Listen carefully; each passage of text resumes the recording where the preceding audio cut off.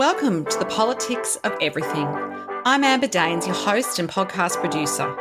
This is a half hour of power, a podcast dropping every week where I unpack the politics of everything, from money to motherhood, nutrition to narcissism, startups to secularism, the environment, quality, and much, much more.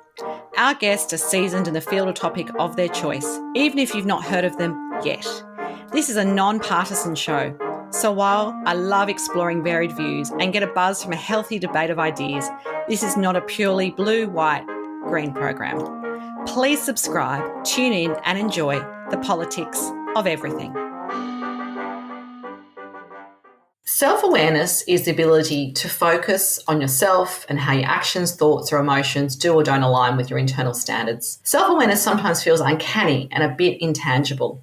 I feel like my own self-awareness, my moral compass and all of its EQ friends have become stronger and louder in my late 40s. My guest today, Michael Bunting, is a best-selling author and leadership expert who has worked with global brands such as Qantas, Kellogg's, Swarovski, Hilton Hotels, CSIRO and the big four accounting firms. He believes that less than 1% of the population is truly self-aware and would like to share his top insights for how people can grow vertically to cultivate more self-awareness in their lives. Michael has also recently written a book called Vertical Growth, which is published by Wiley. He's also written a #1 best-selling book, including The Mindful Leader and a practical guide to mindful mediation, and a co-authored Extraordinary Leadership in Australia and New Zealand with Jim Kouzos and Barry Posner, the world's premier researchers in the field of leadership. Michael is a global expert on the integration of transformational leadership development, mindfulness, adult development, mental health, and cultural change. And his latest book, which we mentioned earlier, which was published in October 2022, covers 3 core skills every leader needs to master in the modern economy. It also focuses a lot on self-awareness.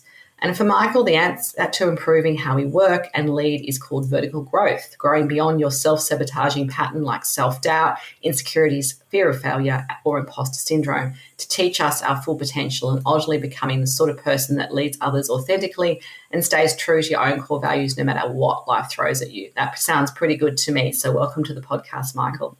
Thank you so much, Amber. Nice to be here. Podcasting remotely can be challenging, but it doesn't have to be.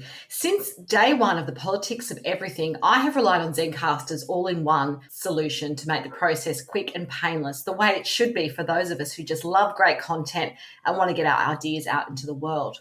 If you know me, I'm obsessed with quality in terms of my guests, my sound, and everything about my show has to be great the first time. I'm time poor. It's so easy to use Zencastr. I'm not tech savvy and you don't need to be either. There's nothing to download. Just click on the link and off we go. Zencastr is all about making your podcasting experience easy, and with everything from local recording to automatic post-productions now in their toolkit, you don't have to leave your browser to get that episode done, and done fast.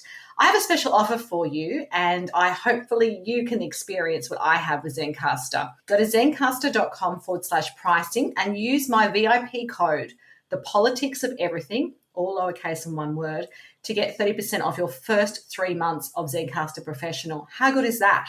I want you to have the same easy experiences I do for all my podcasting and content needs. It's time to share your story.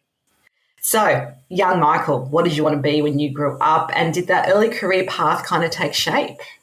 It didn't. I wanted to be a professional golfer when I grew up, and if anyone plays golf, they'll know my short game, my putting wasn't quite good enough.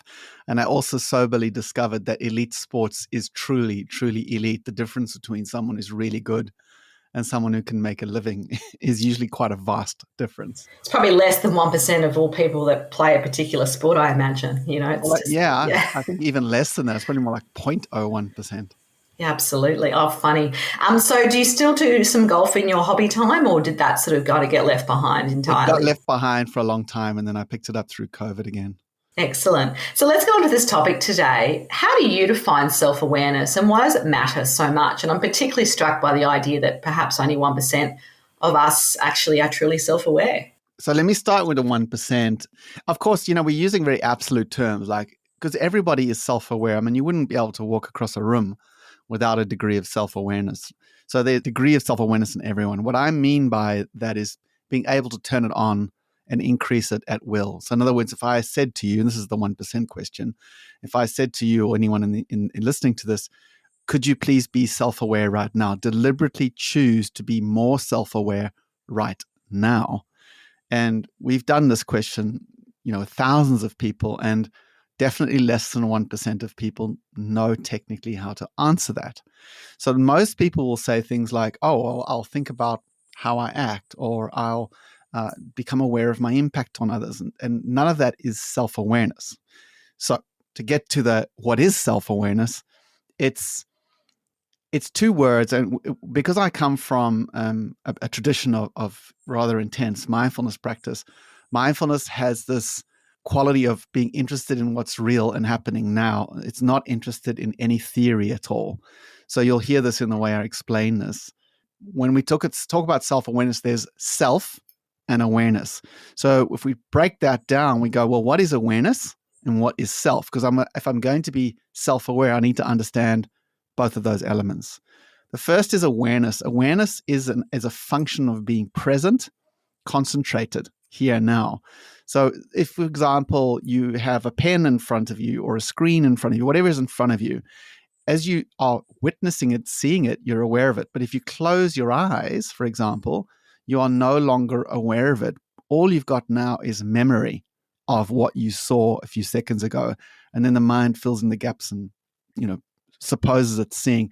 Unfortunately, that's what the vast majority of people do with self-awareness. They have a kind of memory of their past and they kind of think about it. And then they go, okay, I'm being self-aware, but you're not. That's like you're not actually awareing what's happening now. It has to be now. Otherwise, it's not awareness. That's hard for most of us, I think, which is probably why a lot of us people struggle with mindfulness and meditation and all those bits and pieces.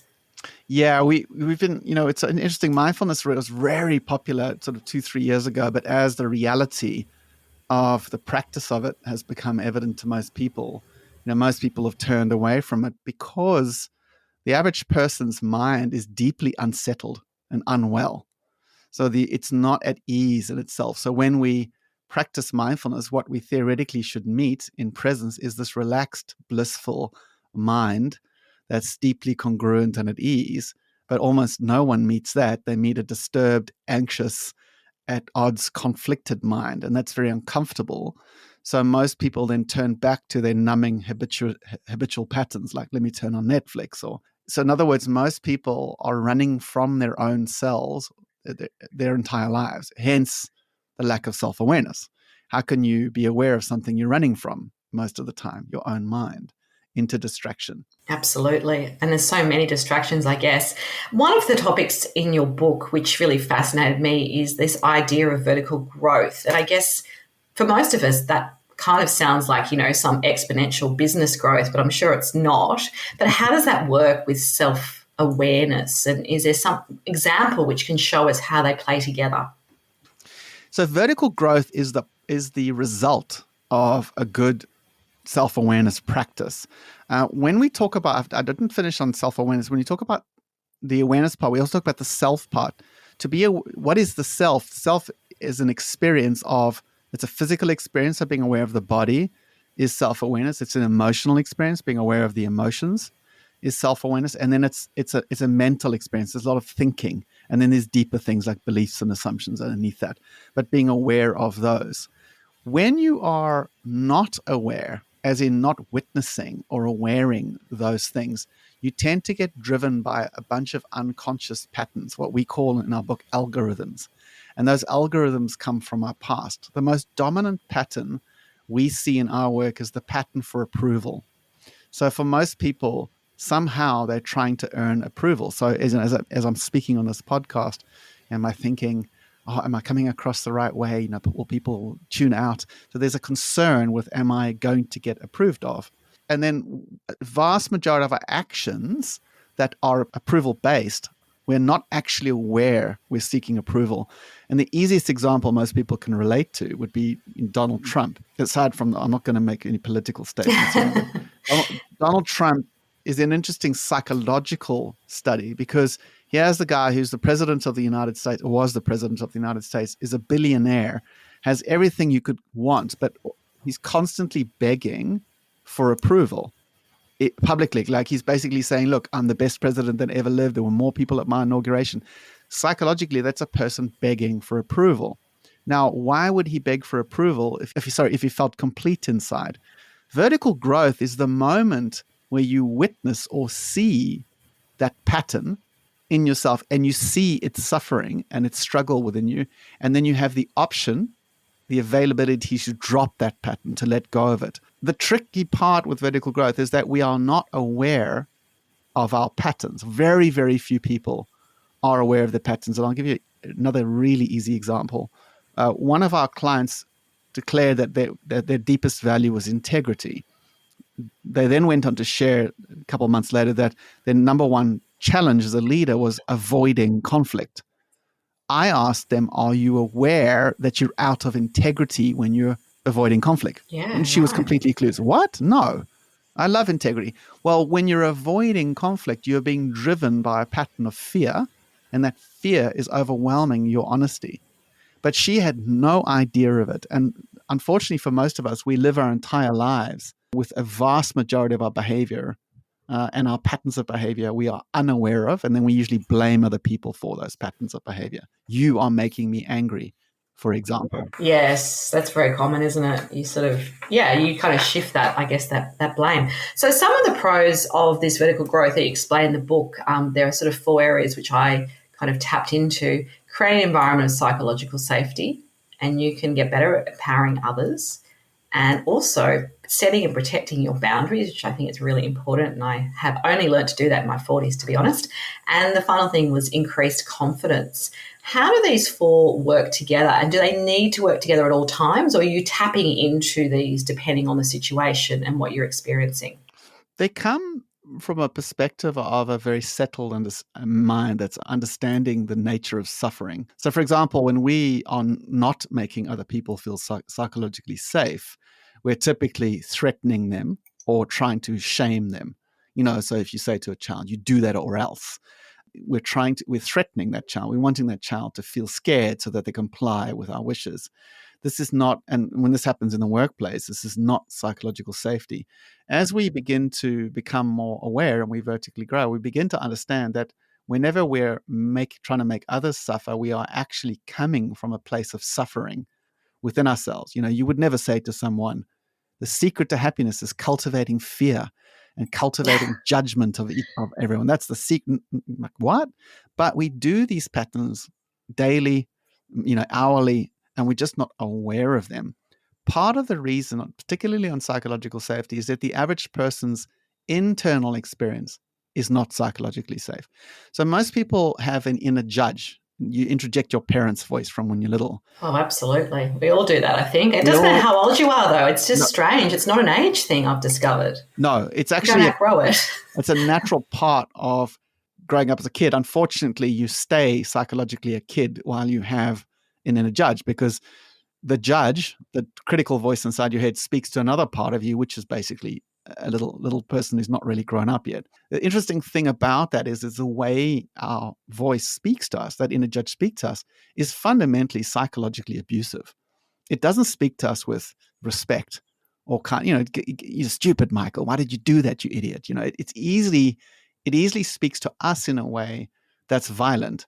Its goal is to make us feel ashamed or scared so that we comply with its edicts.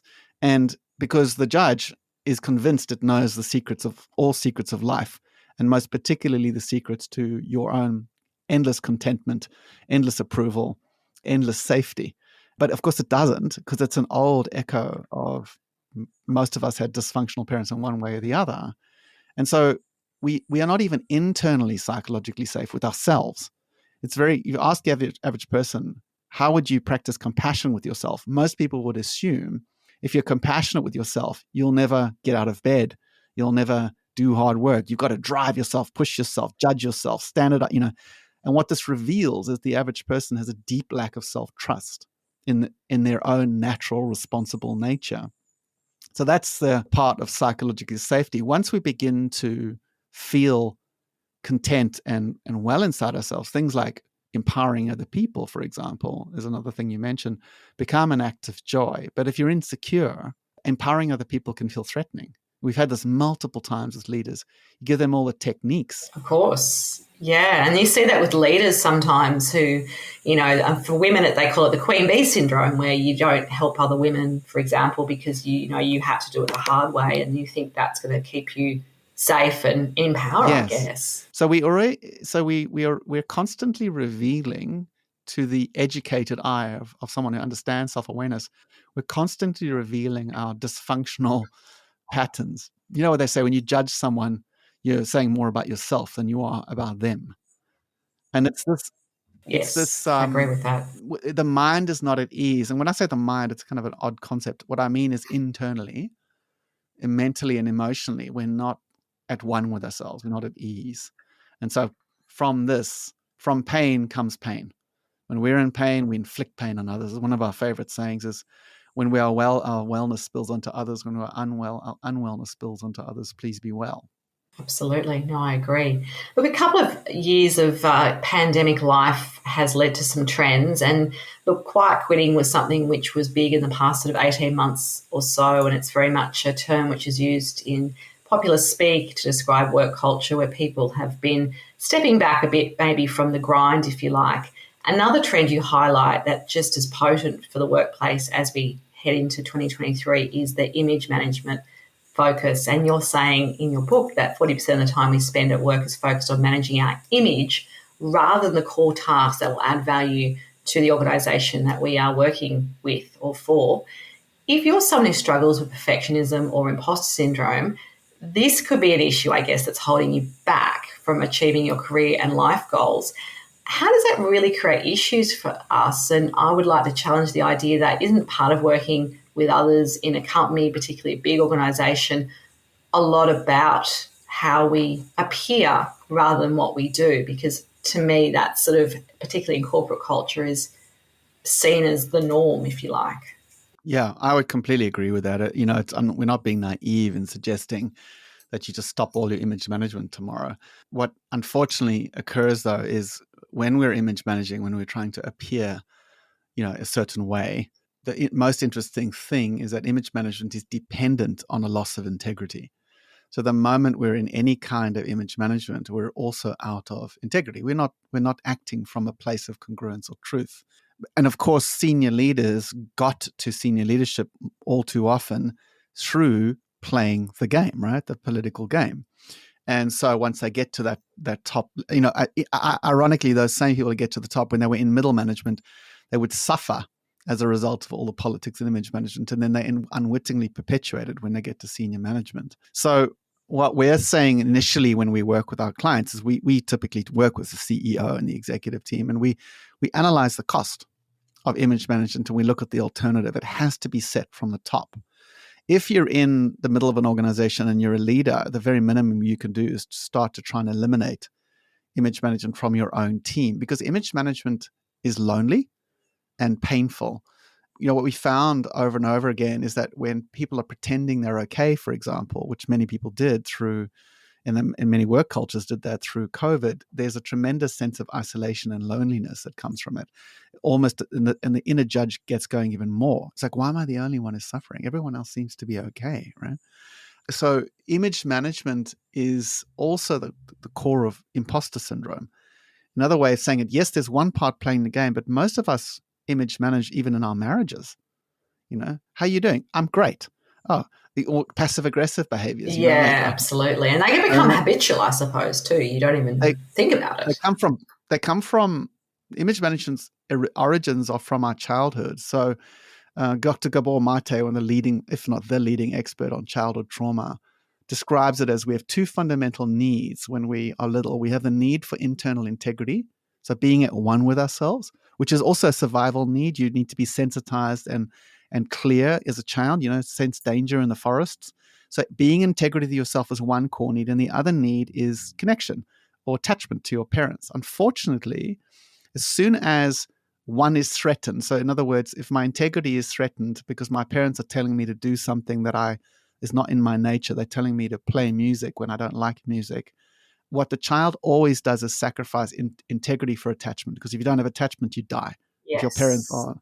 And so for most of us, by the time we've got to 2-3 years old, our internal sense of integrity is long gone, because we've had to constantly adjust to our parents' edicts and what they approve of. Oh, you're so good when you do well at X. Okay, that's what I'll do. We're immediately orienting to what gets me approval. And it's a biological need at that point. But again, most adults, we would sort of lovingly say, most adults are really only children psychologically still running around in an adult's body, because they haven't quite got to letting go of the need for approval and letting go of all that internal judgment.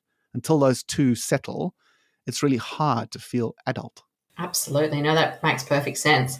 So what are some of the best ways that that are tried and true to kick aside that imposter syndrome and make self-awareness a core part of our success story every day of our lives? The first and most obvious step is this. It's deciding who you want to be that is not image management based. And the easiest way to do that is to describe for yourself like an inner code. And the best idea is an inner code based on some kind of virtue. What do we mean by virtue? Things like honesty, integrity, curiosity, kindness, generosity. Because what you'll find is that when you internally define, a better way or like a standard that you want to put for yourself, like the life you want to, I want to live an honest life, or I want to live a generous life. Once you define that, you very quickly meet your fears. Even if you choose generosity, for example, there will be moments where being generous feels you might lose out, or you might, give someone praise when you should try and claim praise for yourself in a corporate environment. You'll very quickly get tested. But there's fascinating research that shows that people who do define their virtues or values they live by and actually make effort to live by them, it's one of the fundamental ways to deal with anxiety and depression. So it dramatically reduces anxiety and depression. It gives you a longer life. So that's the first step. And then the second step is very useful, is what we call cultivating body awareness, which is a mindfulness practice, because the body never lies. So one thing that we know about the mind is the mind lies all the time. You're eating a candy. Most of us would have lied a lot to ourselves, through the Christmas, New Year break, for example, where we're, I'll eat that extra, I'll have that extra drink. It doesn't really matter. It's going to be okay. The mind has a million ways to rationalize and excuse and justify and deny and blame for our unhealthy behaviors, whereas the body keeps the score. So, that extra drink, your body knows when it's time to stop drinking. Your body knows when it's time to go to bed. Your body knows when you're lying, for example. I always notice when I'm not telling the truth, my body goes into kind of a nausea feeling. But for most of us, that we've stopped listening to the body because it's inconvenient. So what we've done is we've numbed ourselves. And numbness is the root cause of dissatisfaction. You would never say to your child, I recommend a numb life. That's the secret. That doesn't make a fantastic bumper sticker, No, I have it to doesn't. admit. And unfortunately, the work to denumb is to resensitize. And resensitizing can be inconvenient, because sometimes when you're resensitizing, you're coming into awareness of where you're not in integrity. You're not. And that's why awareness work takes courage. It takes courage and conviction, because it's not the zombie life. It's an awake, aware life. And what happens over time is the recovery of wonder. So, you could be 50 years old and you see a sunset. You've seen a million sunsets, not a million, but you've seen, thousands of sunsets, and you are moved to tears by the beauty of it. That is the not numbness. A numb person might look at a sunset and it's pretty, but it doesn't really touch their heart, and they're not really there. And that's the price tag of numbness. It's like this kind of disconnectedness. The problem with numbness, though, is when you're numb, you don't actually know you're numb, because you're too numb to know you're numb. It sounds terrible. Changing tack a little bit, I'd love to ask you, what's the best advice you were ever given and why? There's multiple, but I think probably for me, You can only choose one, I'm going to choose unfortunately, Michael. one. It's the triage I'm going to of choose one. advice. It was a mindfulness teacher who asked me this really simple question. He said, because I was not into all this kindness, compassion business. I was into precise awareness work. And he said to me, what's it like when you're sitting or with someone who's a genuinely kind human being, like genuinely kind? What's that like? And I pondered and I said, it's like you've come home. And as I said it, it struck me. It's like, wow, that's a gift to give people. And that was the day I decided kindness is well worth cultivating, because I would love for the people that I care about, my clients, to feel at home when they're in my company. And I'd love to feel at home in myself more. So just that simple, wasn't a question really, is coming to the understanding how significant kindness is for ourselves and our world was probably the best piece of advice or question I've had in the last 15 years. If we spoke again in a year, what would be your number one goal to have achieved and why? To let go of all goals more, because to be more present and let go of goals. We have this weird belief. Interesting. That when we get goals, will somehow get more fulfillment. It's all a lie. It's more like living. Well, it never ends, does No. it? I mean, I remember years ago speaking to someone who was, wildly successful financially and all the other boxes you might tick. And he actually turned and said, the problem we have is we never know when it's enough. Correct. And you're cultivating, this is the worst part, you're cultivating a not enough mind the whole time. You're actually cultivating a way of being that's constantly not enough. And then you magically think that way of being you've spent years cultivating will suddenly change when you get the thing but the habit's way, way stronger than the thing you actually get. So, and the worst part about it as well is if you get something like an object, you're immediately fearful of losing it. So you're now suffering with the very thing you thought would bring you happiness. Like the big house or the fancy car. Correct. Or all the bits. Yeah, the toys. It's a never ending, as soon as you are convinced that happiness is dependent on something outside yourself or your own mind, you're already gone. You're trapped. Yeah, good advice. As we wrap up today, what would be your final takeaway message for us on the politics of self-awareness? Self-awareness is your way to rescue yourself from those patterns in your life where you feel a victim. It's like, why can't my boss? Why can't this, that. What we call the when then game, or the if only game. If you're playing the when X happens, then I'll be happy, or if this person could just be like that, that's a sign that you're believing in fairy tales that are not real. And self-awareness can rescue you from that suffering pattern. Fantastic. It was such a deep and rich conversation. We've covered so much in just under 30 minutes, but I'm sure there's lots more people could learn from you. So if you do want to connect further with Michael Bunting, there'll be some details on the show notes as always.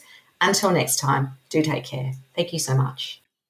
If you're interested in investing in the future of podcasting, I have an opportunity which might interest you. Zencastr has been my platform of choice since I began recording the politics of everything in 2017. They now have an opportunity to join in their crowdfunding action. So I want you to jump on and have a look at wefunder.com/Zencastr. That is wefunder.com/Zencastr, and see if this is an opportunity which might interest you. What I love about Zencastr is you can record, produce, host, analyze, and monetize all in one platform. I think it's a great chance for you to have a look at if this something might interest you. If you want to invest, jump on. Thanks so much for listening today. If you've enjoyed the politics of everything, I thrive on your feedback. So please add a short review and share the podcast with your network through Apple, Spotify, and all the usual suspects. I'm always on the hunt for new and diverse guests, so if you or someone you know has a fresh idea you're busting to get out there, please email me at amber@amberdanes.com and my crew will get back to you very soon.